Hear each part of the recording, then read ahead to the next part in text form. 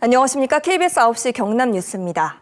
국유지에 5년 동안 불법으로 조성된 창원의 한 파크골프장 문제, 어제에 이어 계속 짚어봅니다. KBS 취재 결과 창원시는 이 불법 파크골프장에 수천만 원의 돈을 들여 잔디까지 심어준 것으로 확인됐습니다.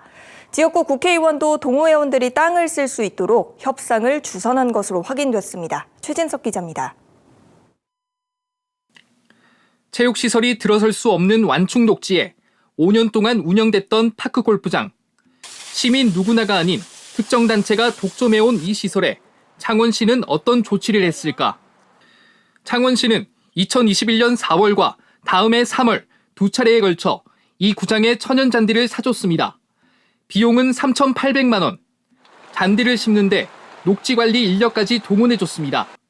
이 과정에서 국유지 관리 주체인 한국도로공사의 허락은 없었습니다. 파크골프를 이용하는 사람들이 불편하니까 시민 이용 편의 제공을 위해서. 지역구 국회의원의 역할도 논란입니다. 창원시 파크골프협회 측은 애초 한국도로공사와 협의를 거쳐 파크골프장을 만들었다는 입장입니다. 이 과정에서 지역구 윤한홍 국회의원이 완충 녹지를 사용할 수 있도록 도와줬다고 설명했습니다. 윤한홍 국회의원님이 이야기를 대여를 해갔어. 이제서 돈은 안 주지만. 윤 의원은 KBS와 통화에서 지역구 민원 해결을 위해 도로공사와 주민 간 협상을 도와준 점을 인정했습니다. 그 땅 쓰지 마라 이러면 못 쓰는 거 아닙니까? 고속도로 바로 옆에 붙어 있기 때문에 쓸 수 있도록 제가 협의를 하고 협상을 해줬죠, 도로공사에다가. 다만 처음부터 국유지에 체육시설을 지을 수 있도록 완충 녹지를 자연 녹지로 변경하는 등 절차를 거치지 않은 것인지는 의문입니다. 무단 점유를 막지 않다 뒤늦게 입장을 바꾼 도로공사가 추징해야 할 변상금은 5억 5천만 원 규모. 창원시와 도로공사는 뒤늦게 국유지에 체육시설을 지을 수 있도록 도시계획 변경 절차를 논의하고 있습니다.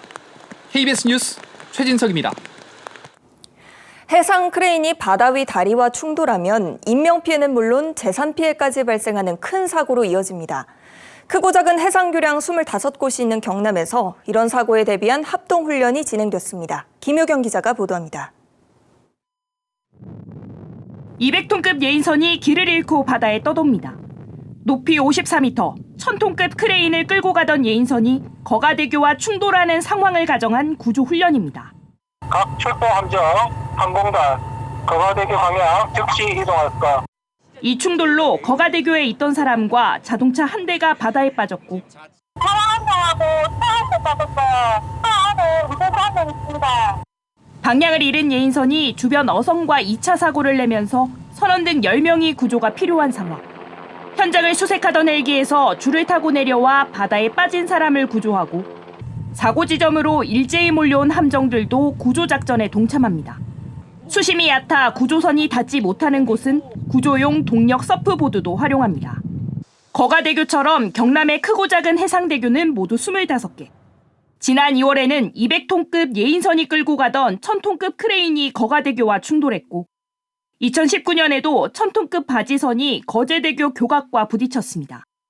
충돌 사고는 물론 해상 추락과 선박 화재 등 다양한 사고 대비가 중요한 이유입니다. 민관 협력 체계를 견고히 하여 국민의 안전을 최우선에 두고 복합적인 해양 사고에 대한 인명 구조 역량을 한 단계 더 높여. 창원해경은 해양 충돌 사고를 막기 위해 출항 전 교량 높이를 미리 확인하고 해상교통관제센터와 정보를 교환해 위험 요소를 파악해야 한다고 밝혔습니다. KBS 뉴스 김효경입니다.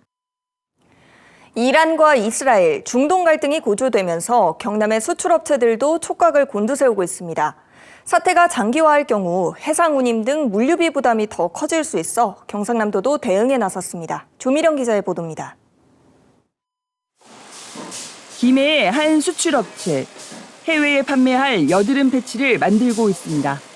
K뷰티 인기에 힘입어 지난해 매출 280억 원 가운데 절반을 수출로 채웠습니다.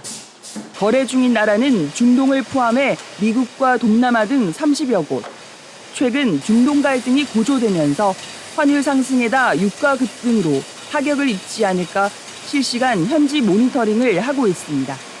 사태가 심각해지면은 이제 해상 운임비와 물류 지연이 발생할 거기 때문에 거기에 맞춰서 이제 빠르게 대응할 수 있게 이제 납기를 빨리 하거나 이제 경남의 중동 수출액은 21억 5천 달러로 전체 5%에 불과하지만 사태가 장기화할 경우 유럽 수출까지 영향을 미칠 수 있습니다.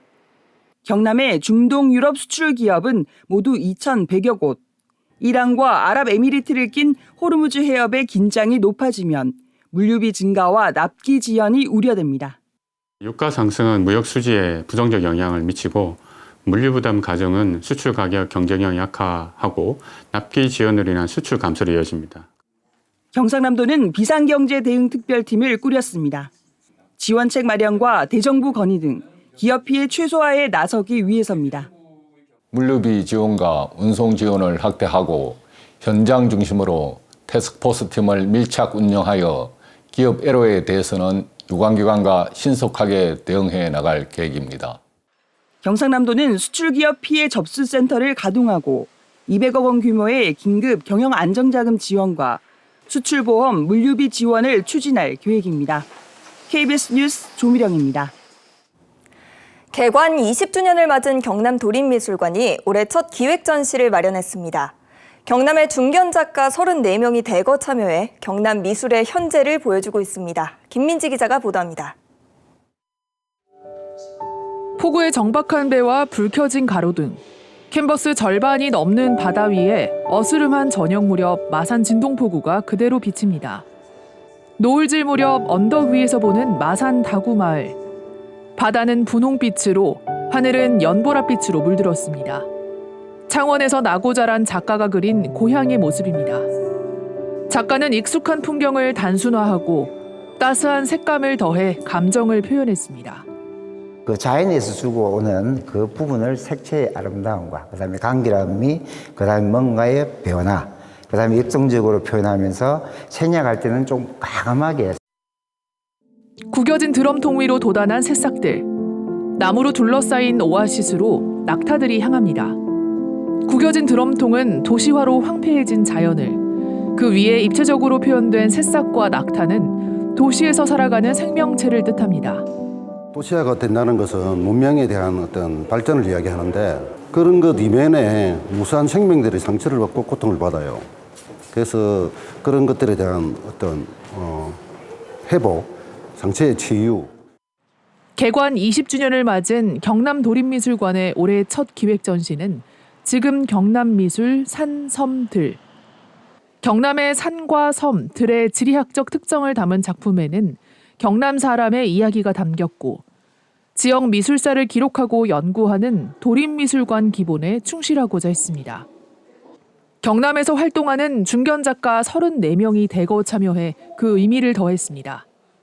오는 21일까지 열리는 일부 전시에서 17명, 26일부터 한 달간 열리는 2부 전시에서는 나머지 17명의 작품을 만날 수 있습니다. KBS 뉴스 김민지입니다.